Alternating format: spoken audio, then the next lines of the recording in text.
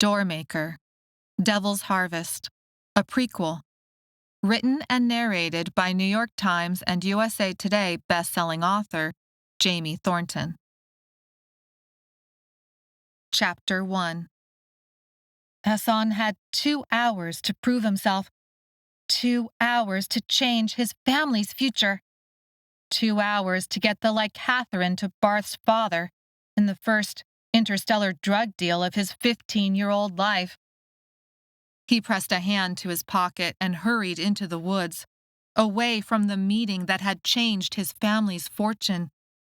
Dead, knee-high grasses scratched at his bare legs. Everything smelled dry and brittle. The folded cash in his pocket felt like a good luck charm. It had been a risk, standing his ground, making Dustin, Barth's father, pay half up front for the drugs.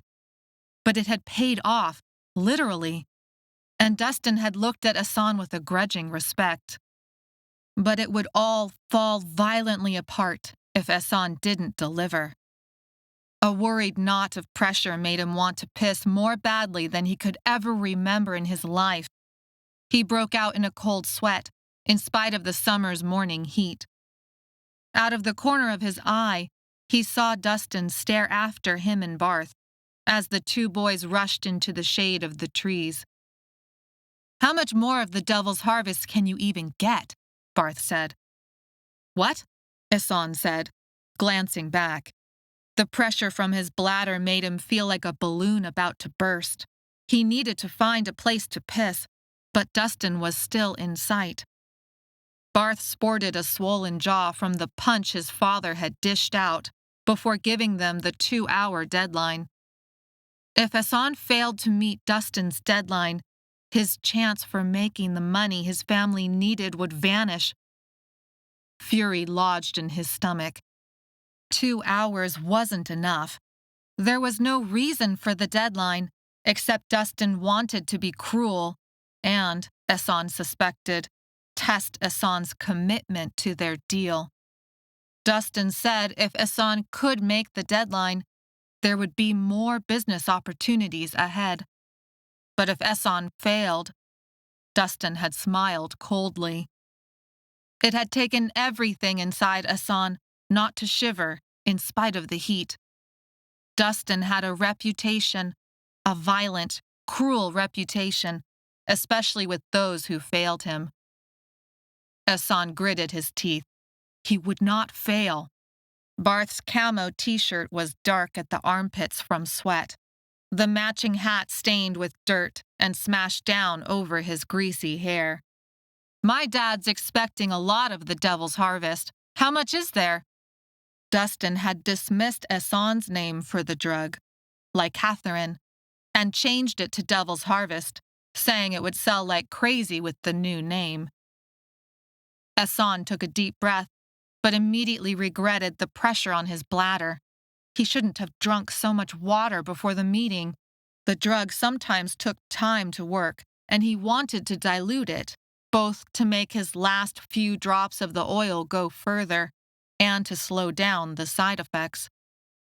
Esson had already taken Dustin's money. He should have waited until he had all the drugs in hand, but he hadn't expected the 2-hour ultimatum, and it was too late now to undo his mistake. "I'm stealing it. I don't know, a lot." Esson had stolen 2 bottles of Catherine oil last week, given part of one to Barth's father to try, and kept the rest for himself. The Catherine smelled like licorice and made his skin tingle, helping him feel the potential doors around him. It also gave him energy on an empty stomach, clearing his mind and making him feel a little reckless. Well, more than a little. The money Esson had gotten for just that one partial bottle made his head spin. When he handed it over to grandmother, smiling, proud of himself, she had looked at him funny. He thought for an awful second she wasn't going to take the money. But she did, stuffing it into her bra when she thought he wasn't looking. Then she commented in a tone like she noticed he was wearing a different shirt than normal, that he looked a little bruised, and was he feeling okay? Esson ignored her comment. He had also caught the tint of purple to his skin these days. It was a side effect of the drug. For the last several days, his mother had looked at him with a grim set to her lips. And his father? He hadn't noticed a thing. Dustin didn't know about the skin color side effect yet. Esson planned to have the rest of the money in his hands first. Barth opened his mouth. "We should." Esson held up a hand, looking behind them. Finally, they were out of sight. He ran behind an oak tree and took a long piss. He chose not to notice the lavender tint to his urine. When he finished, he collapsed against the trunk in relief. "Come on, Eddie," Barth said. "Stop fooling around." Esson rubbed his face with his hands. Eddie was his name here because Esson sounded too strange, like it was the kind of name for someone from another world, which was exactly the case. He didn't know much more than that. His family came to this world, Earth, through a door his father opened when Esson had been 8 years old. His sister Mayella had been 6. His brother Josa, 3. Barth loomed into view, a sneer on his face. "Worried about pissing your pants? My dad's not that scary." Esson put himself back together. Barth only had the guts to say that now that his father was gone. The next task loomed like a mountain, but the cash in his pocket comforted him. He needed to ditch Barth and steal the Lycathren without Barth discovering his family's secret. Since before he could remember, this secret rule had controlled every part of his life. Never open a door. People in his family who broke the rule tended to unleash otherworldly violence upon themselves and everyone around when they opened something as simple as a drawer. People in his family who broke the rule, they had all died. That's what he had been taught, at least. He came from a family of doormakers. He had been trained from birth to never open a door. Except, he had broken the rule. He had opened a door, multiple doors, over the past few months, and he was still alive. Esson hiked through the trees, ignoring the weeds scratching his legs. He took a random path while thinking about how to ditch Barth. What would Dustin use Esson for if he found out Esson could open doors to other worlds? Nothing good. Suddenly, Esson felt a push. He landed chin first on the ground, pain shooting up. He flipped onto his back and blocked Barth's punch, then landed his own punch in Barth's gut. "What the hell?" Esson said.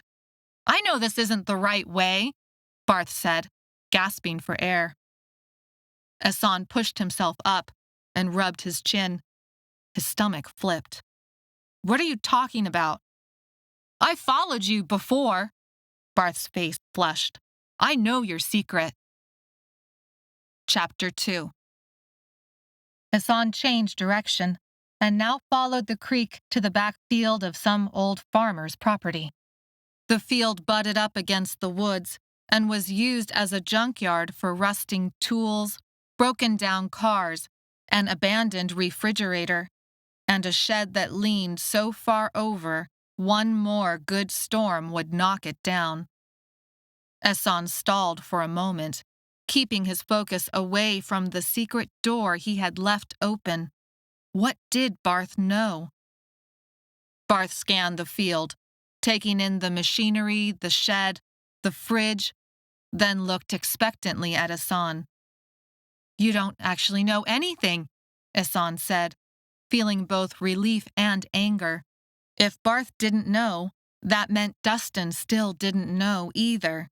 It also meant Esson had fallen for Barth's stupid lie. "Whatever," Barth grimaced.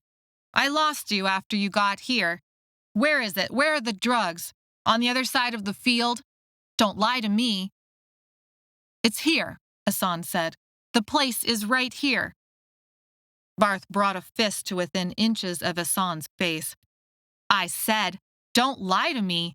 I followed you here, but when I got here, you'd gone somewhere else. Esson laughed. Yeah, you could say that. Barth's expression turned ugly. Wait here, Esson said. No way, Barth said. Where I'm going, where the drugs are, it's dangerous. Letting my father down? That's dangerous. That's the kind of thing people do when they want to get hurt. There was a long silence between them. Birds fluttered in the air. Bees buzzed from flower to flower. The creek gurgled somewhere behind the trees. 2 hours. Esson had 2 hours, and he was wasting precious minutes arguing with a jerk like Barth. He should have gotten all the drugs before making the final deal with Dustin. But the deadline, the made-up, just-for-kicks 2-hour deadline had been a surprise. He should have known. He was never thinking things through. That's what his sister Mayella would say. His father liked to say that Esson acted first and thought better about it later, when it was too late to take anything back. He patted the cash in his pocket. There was at least 3 months' worth of rent, with more to come. His way of doing things had paid off, big time. Fine, Esson said, confidence renewed. Let's go. He led them to the refrigerator, feeling its hum as if plugged in, even though it was rusting in a dirt field. Barth didn't feel a thing, of course. That was the devil's harvest inside Esson. He had never felt vibrations from doors until he had tried the oil. The refrigerator was old, dingy white, and sat unevenly on the dirt. Weeds curled around it, yellow, sharp, sticky, brittle. The handle had fallen off, and orange rusted holes from the bolts remained. Little trails of rust ran down the front of the fridge, from the holes, like tear tracks down a face. It sat a few feet away from the run-down shed, like someone had intended to lug the fridge inside, but gave up on the last few steps. Esson ignored the stickers that caught in his shoes. Barth cursed behind him, but otherwise stayed silent. If he showed Barth that fridge, there was no going back. Esson took a deep breath and blocked out the blue sky, the yellow field, the broken-down machinery, Barth's anxious breathing, the smell of soil and grease. Because of what he had found on the other side of this door, he had gone behind his father's back and made a deal with Dustin. He couldn't take back that deal now. Anyway, he was tired of hiding and running and pretending there was nothing wrong with his family. Esson removed the stone set to keep the door from closing on the fridge. He pushed the fridge door open, but stood so that Barth could not see inside. If the fridge door ever closed, he would lose everything. Doors never opened to the same place twice. At least, not the half-dozen doors he had opened and closed over these past few months, daring death each time, searching for a solution to his family's money problems. The vibrations from the door made his teeth chatter. The inside of the fridge wasn't. Instead, the door opened to a sort of broom closet lined with shelves, space enough for several people. In front of him were carefully positioned boxes to cover his side of the door if anyone bothered to look. The inside was dark, musty, and filled with equipment: straw brooms, wooden buckets, glass containers, cleaning brushes, a half-broken chair. Esson ignored all that while he pushed the boxes aside on the shelves, his eyes searching for the other door on the far side of the closet. Sometimes it was open, sometimes it was closed. A faint line of light, marked the bottom edge of the door frame. If he was lucky, damn, the door was closed today. Esson stepped back and released his breath. He bumped into Barth. Barth hissed, "Where's the stuff?" "We have a problem." The door's vibrations made his head swim. Being this close never felt good. Barth tried to push Esson aside. "Where is it?" "I need you to do something." Esson didn't know how to explain, so he just said it. "I need you to go into the fridge and open the door on the other side."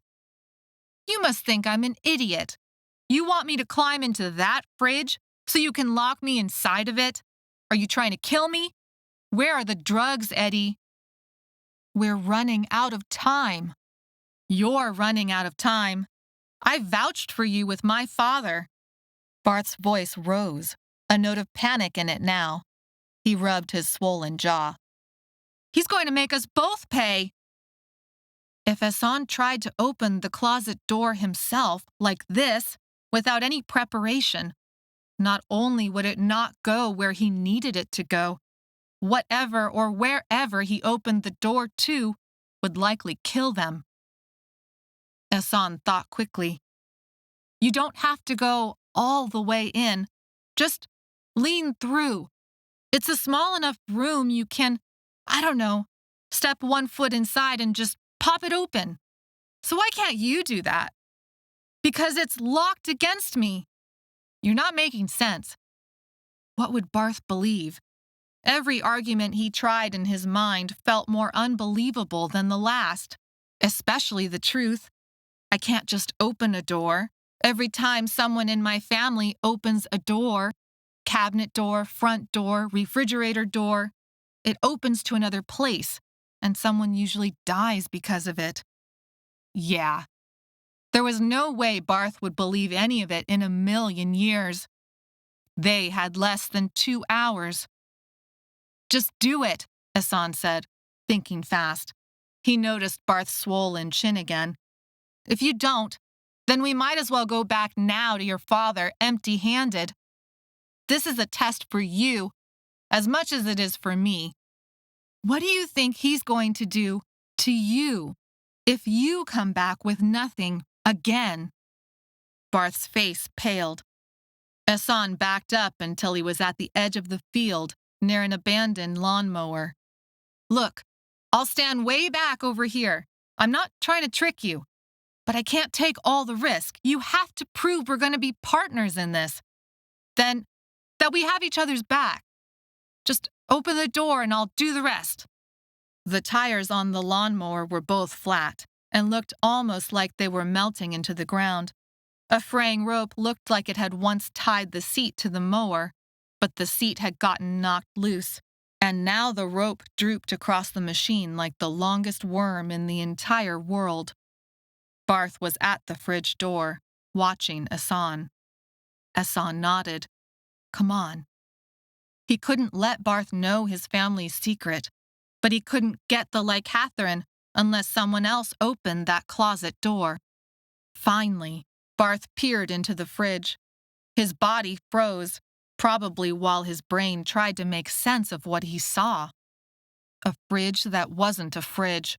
A closet to nowhere. Not nowhere.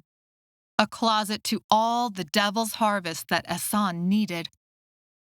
Esson jiggled from foot to foot, nervous, like he had to piss again. The shed door near the fridge was open. A padlock hung from the latch. Esson stopped moving. All Barth knew right now was something was strange about that fridge. If he took Barth through with him, there would be too many things that would require an explanation. If Barth knew everything, it was only a matter of time before Dustin found out. Esson shivered. He didn't want to imagine what Dustin would do with that kind of information. If he pushed Barth into the shed and locked him inside, he could keep everyone safe, including his family's secret, for a little longer. That sounded worth it right now. He could think about how to explain it all to Barth later, when he had the drugs in his hands, and had returned safely back to this side of the worlds. He ignored the little voice in his head that sounded an awful lot like Mayella's voice. It warned him he was about to act first and think later, and it wasn't going to end well. He reminded himself about all of the money currently in his pocket. Her tune would change once she saw what he brought home. Barth leaned into the fridge, propping himself up with one hand on the door, then stepped through. Esson fingered the rope coiled on the mower. In an instant, he made his decision. Soil and rust flecks flew into the air. He dashed across the field. Barth came back through, setting both feet onto the ground and began to turn. I opened your damn door. Now tell me what the hell is going on. How is this place possible? Esson slammed into Barth and sent them both tumbling. The weed stickers shot little needles of pain into Esson as he caught Barth in the rope. First hands, then legs. Barth kicked and punched. The old, decaying rope wouldn't last long. But Esson only needed Barth out of the way for a little bit of time, which was good, since that was all the time they had left. Barth shouted, struggled, kicked, and spit out curses. Esson slapped Barth across the face. Shut up, or they'll hear you. Barth went blotchy red, and his eyes watered. Who are you talking about? He screamed. What happened to that fridge? Who are you? I don't know, Esson said, speaking the truth. Anger bubbled inside his chest. He didn't know, because his family had kept everything secret. But I do know there are people on the other side of that door, and if you don't want to get trapped there, you'll quiet down before they hear you. Before Barth could respond, another problem appeared standing in Esson's way, literally. Claritza. Chapter 3. Claritza. Esson sucked in a breath. She had walked up without him seeing her somehow. She had shining black braids and bangs that made her seem younger than her 13 years. She was thin, like a stick, and her clothes were well worn, like they'd been washed 1,000,000 times. She was his sister's best friend, as much as anyone in his family could have a best friend, when you couldn't tell that friend about the most fundamental secret part of you. Stop! Esson yelled. Claritza flinched away from the fridge door, but then stood up straight, strong, rebellious. She had no idea what trouble she had walked into. I heard his shouting, Claritza said, glancing first at Barth, then the open fridge, and then at Esson. Why do you have him tied up? She said with a waver in her voice. You shouldn't be here. Esson felt the clock ticking. There wasn't time to explain. He had played with her and Mayella in the creek often enough, exploring, racing, acting out imaginary battles in the woods. Her parents had ditched her, but her grandmother was cool. Claritza was a nice kid. She didn't deserve to get dragged into his mess. He kicked at the ground in frustration. A dirt clod flew into the air and hit the side of the shed wall. The shed. The roof looked partially caved in. A few narrow gaps from missing boards let light enter. The rusty padlock hung from the latch, open, like a gift. I'm sorry, Esson said. Just know that I'm probably saving your life. You don't want to get mixed up in this, you really don't. What? Before she could say anything else, Esson dragged her into the shed. She was like a wild cat, scratching, biting, punching. He wasn't a big 15-year-old, but she was a small 13-year-old. He got her to the shed door, but then she twisted and lashed out, hitting her head on the door frame.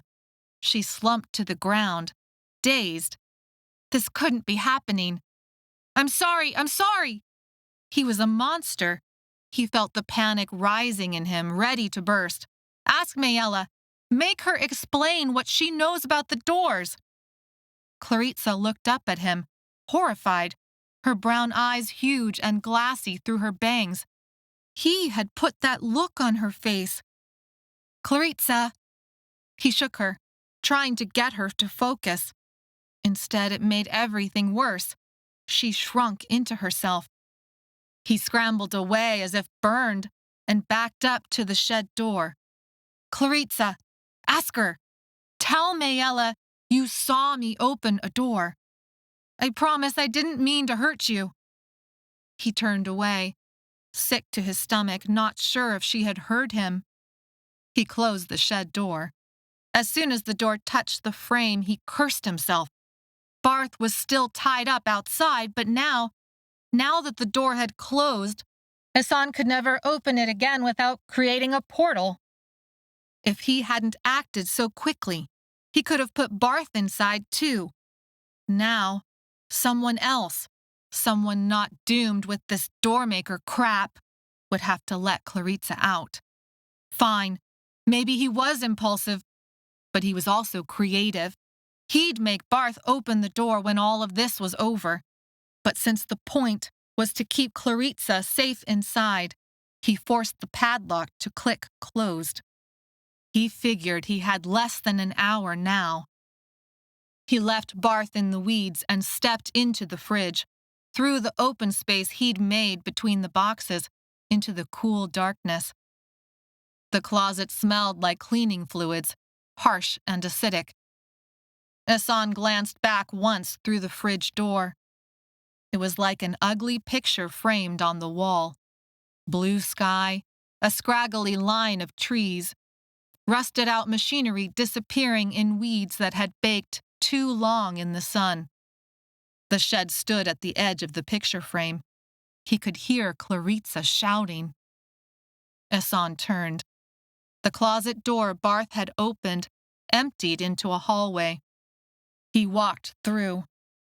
The hallway was gray, like concrete, but not quite the same material. Natural light filtered from the ceiling.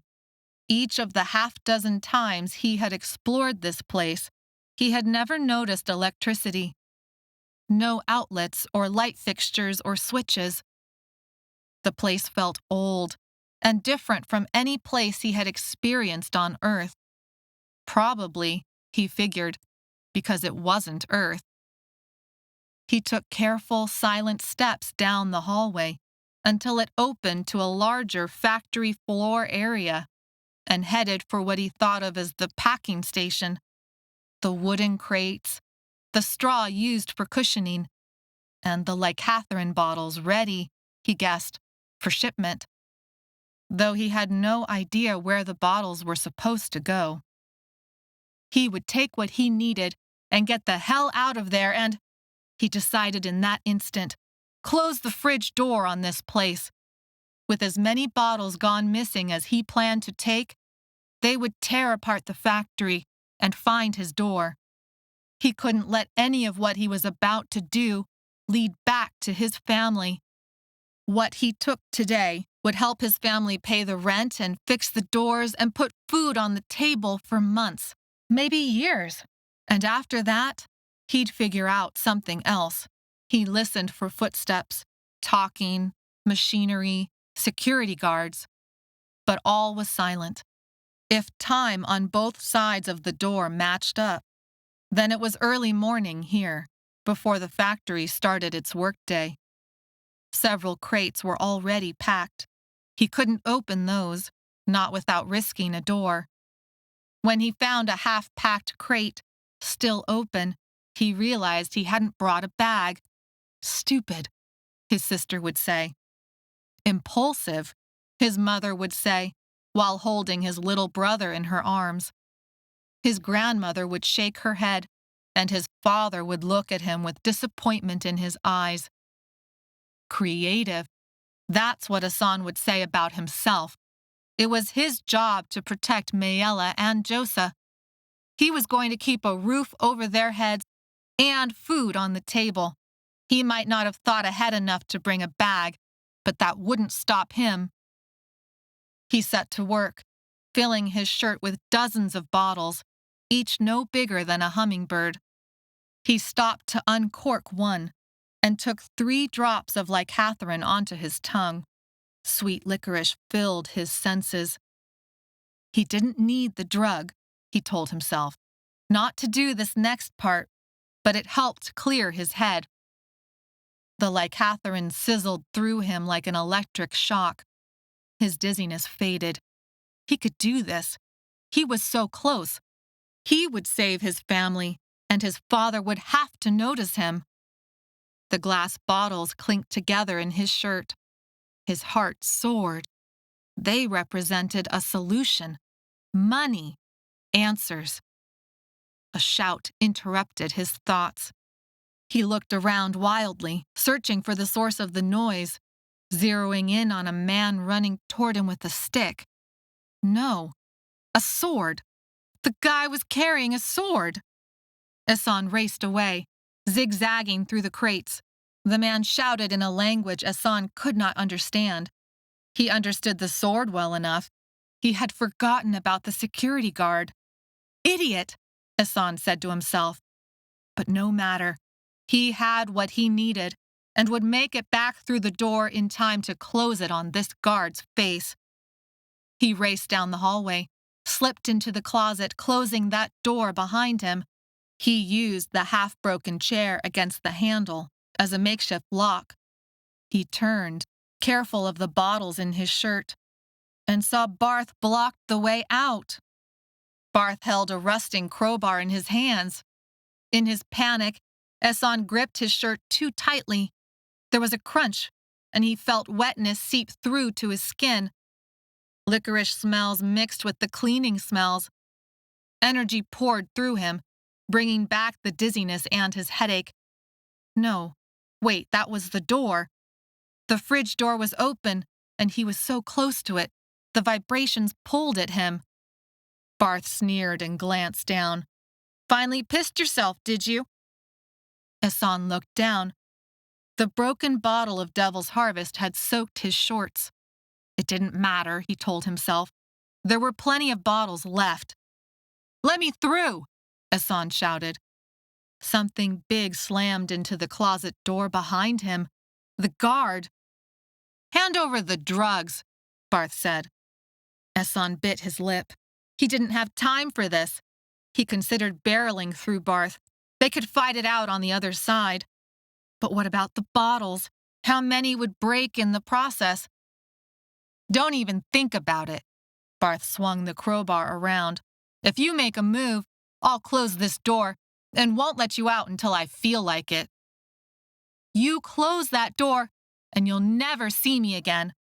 Esson's stomach sank. Barth didn't know how any of this worked. You'll kill me.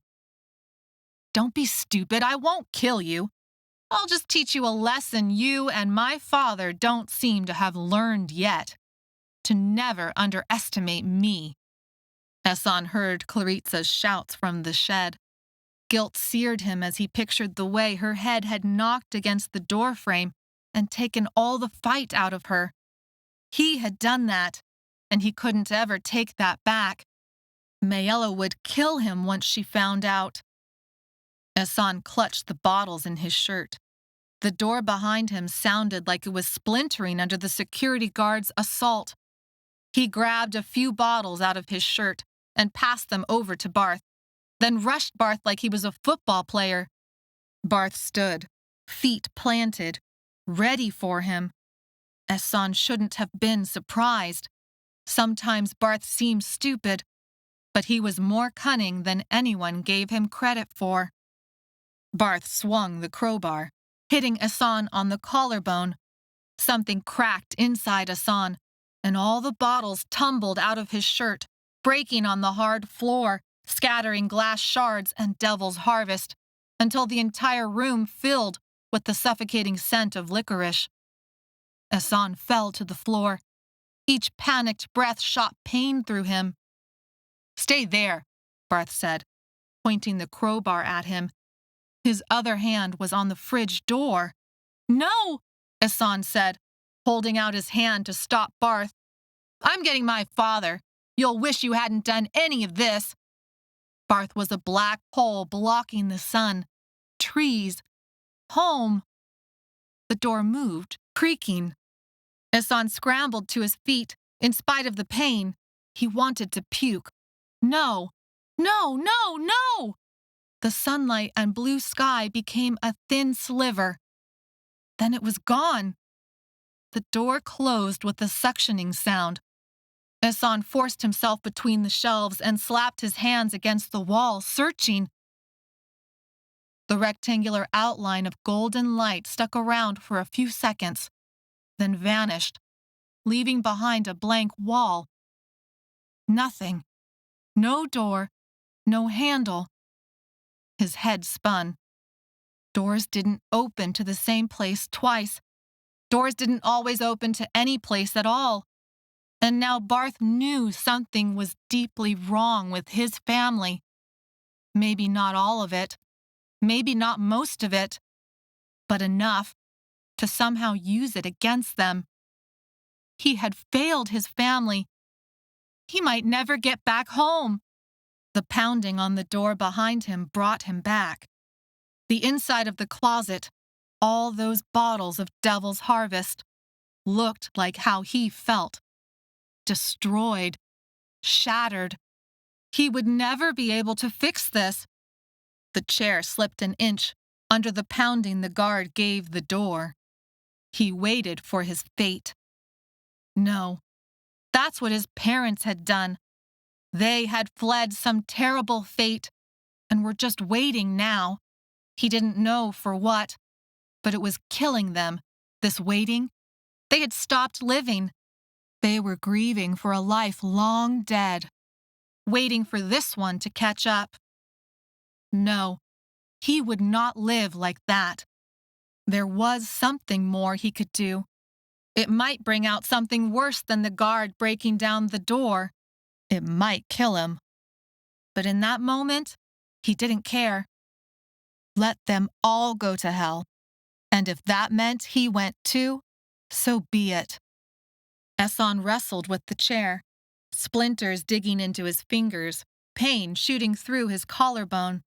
He threw the chair aside and pulled the closet door open before the guard could open it himself. The pounding stopped. There was no guard. His heartbeat increased. The door opened to nothing. Desert. Miles and miles of sand, for as far as the eye could see, until the horizon disappeared into heat waves. The bottles were crushed on the floor at his feet, staining the floor a dark, inky purple. He noticed, as if from a distance, that his legs bled, cut up from the glass, adding red to the puddles of lycathrine oil. He didn't know how long he stared, lost in the insanity of trying to make sense of what he had just done.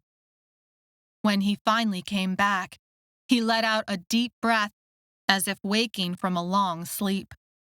He stepped across the door's threshold and into the heat. A sharp edge dug into his leg. He looked down. The money. It peeked from his jean shorts pocket. He pulled out the cash and felt its smooth paper between his fingers. His family would never see this money now. The air in this new place was dry, the ground grainy. A brief breeze picked at his clothes before settling. Esson gulped back a sob as he took in the harsh, empty landscape that surrounded him. The cash slipped out of his hand, the green pile of bills landing with a soft thud onto the golden ground. The breeze picked up the paper, throwing the bills lazily into the sky, taunting him. Dustin would be angry. Barth would guess his secret. Esson had failed. He was lost. He had destroyed his family's future. In 2 hours, he had failed more completely than he could have ever imagined. Thanks for reading Doormaker Devil's Harvest, a prequel. Honest reviews from listeners like you are the lifeblood of any author's career. Please consider leaving a review today. This marks the end of the book, but only the beginning of the Doormaker adventure. Find out what happens next by visiting jamiethornton.com to check out all the books written in the Doormaker universe.